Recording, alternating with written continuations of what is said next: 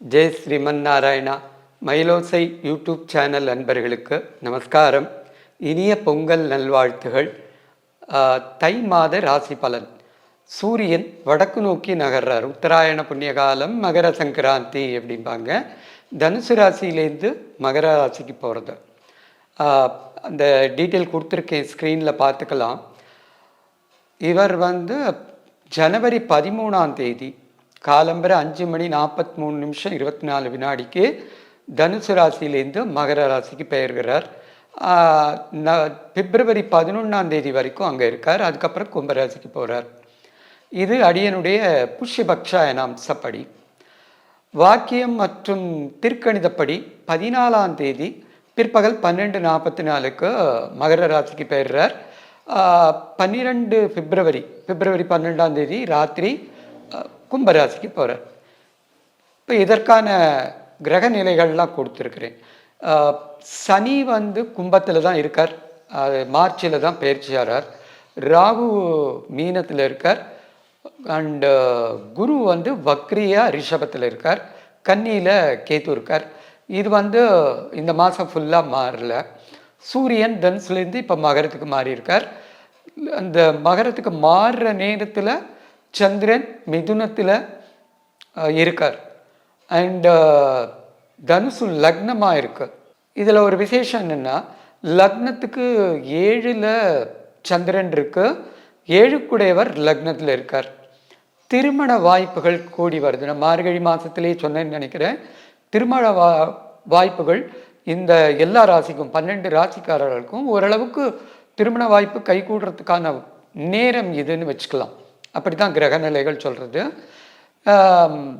கடகத்தில் வக்ரியாக இருக்கிற செவ்வாய் ஜனவரி 24 அதே வக்ரகதியோட மிதுனத்துக்கு மாறுறார்.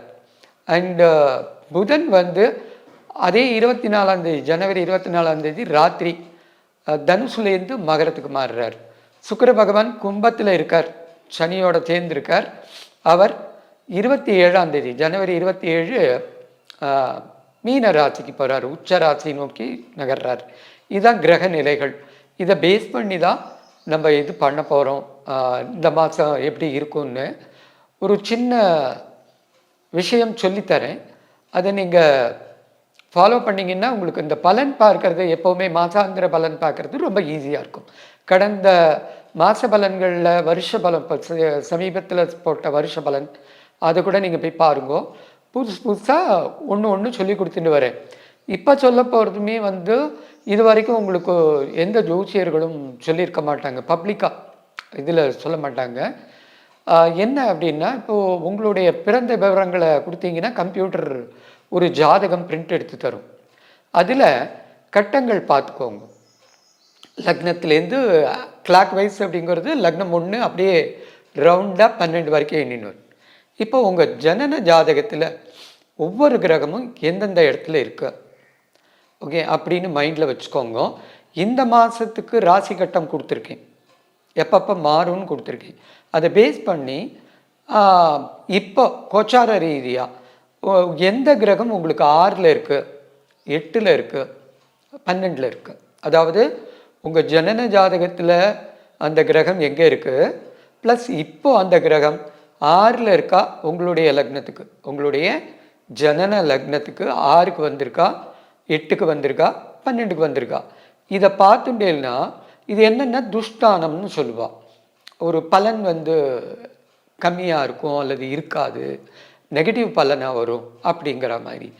அதே ஜனன ஜாதகத்திலே அது 6, 8, 12ல் இருந்தால் உங்களுக்கு நியூட்ரலாக இருக்கும். ஒரு கெடுதலும் இருக்காது, நல்லதும் இருக்காது. இதை மைண்டில் வச்சுக்கோங்க. அப்புறம் தசா புக்திகள், என்ன தசை நடக்கிறது, என்ன புக்தி நடக்கிறதுன்றது அந்த உங்கள் ஜாதகத்தில் போட்டிருக்கும்.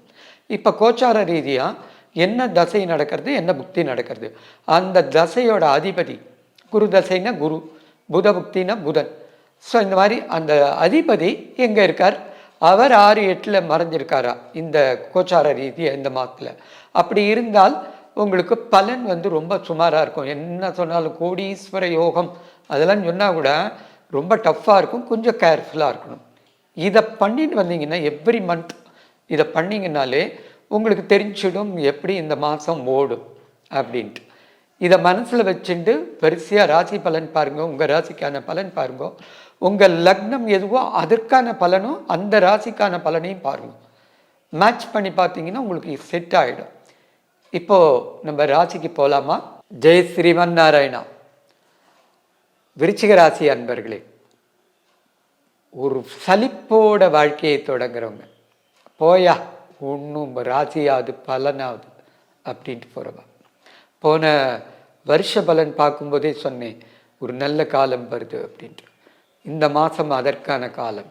ஏன் அப்படின்னா 3ல் சூரியன் போகிறார்.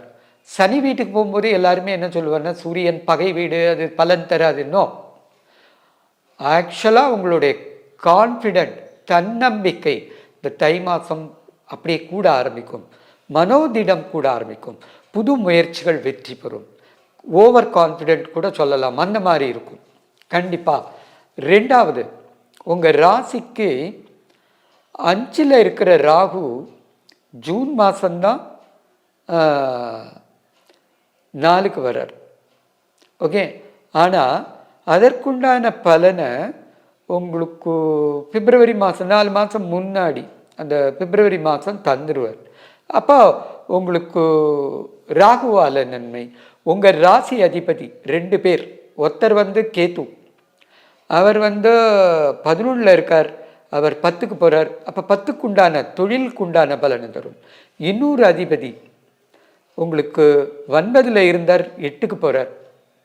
அந்த 8ஆம் இடத்துல இருக்கிறது உங்களுக்கு நன்மையை தருது, என்ன கெடுதல் பண்ணாது, உங்களுக்கு எதிரிகள்கிட்டேருந்து உங்களை காப்பாற்றுறது. இப்போ இந்த மாதிரி அமைப்பு. பாக்கி இருக்கிற புதன் 3க்கு போகிறார், புத்தி நன்னா வேலை செய்ய ஆரம்பிக்கும். சுக்கிரன் 4லேருந்து 5க்கு போகிறார், பணவரத்துகள், புகழ், பேர், எதிர்கால திட்டங்கள் ஒர்க் அவுட் ஆகும். புத்திரத்தினால சந்தோஷம் கிடைக்கும். குழந்தைகளுக்கு கல்யாணம் நடக்கிறதுக்கான வாய்ப்புகள் கிடைக்கும்.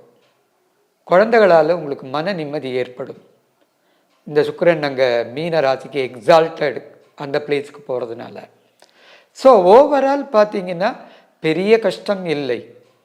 ஓகே, உங்கள் ஜனன ஜாதகம் அதில் கிரகங்கள் என்ன மாதிரி இருக்குது, அந்த கிரகங்கள் இப்போ ஏதாவது 6, 8, 12ல் இருக்கான்னு பாருங்கள். உங்கள் லக்னத்துக்கு உங்களுடைய ஜனன லக்னம் இருக்கு இல்லையா, உங்கள் பர்த் சார்ட்டில் லக்னம்னு போட்டிருக்கோம் இல்லையா, அதுலேருந்து 1, 2, 3 கிளாக் வைஸ் எண்ணின்னு வந்தீங்கன்னா 12 கட்டம் போட்டுன்னு வந்தீங்கன்னா அந்த நம்பரில் அந்த ஜனன ஜாதகத்தில் இருந்த கிரக அமைப்புகள் இப்போது கோச்சார ரீதியாக உங்களுடைய லக்னத்திலேருந்து அது எத்தனாவது இடம், 6வது இடமா, 8வது இடமா, 12வது இடமா துஷ்டானத்தில் இருந்தால் ஓரளவுக்கு சுமாராக இருக்கும். ரொம்ப நன்மைன்னு சொல்ல முடியாது, ஆனால் ஓரளவுக்கு ஓடின்னு இருக்கும். அப்படி இல்லைன்னா ரெட்டிப்பு மகிழ்ச்சி. இப்போ இது ஏதாவது இருந்துடுத்துன்னா என்ன பண்ணுறது அப்படின்னா ரொம்ப சிம்பிள். அப்பா அம்மா காலில் விழுந்துடுறது. அப்பா அம்மா அவளை காப்பாற்ற வேண்டியது உங்கள் கடமை. இந்த மாதம் பெற்றோர்களை காப்பாற்றுற மாதம். ஏன்னா காலபுருஷனுடைய 10வது வீடு கர்ம வீடு.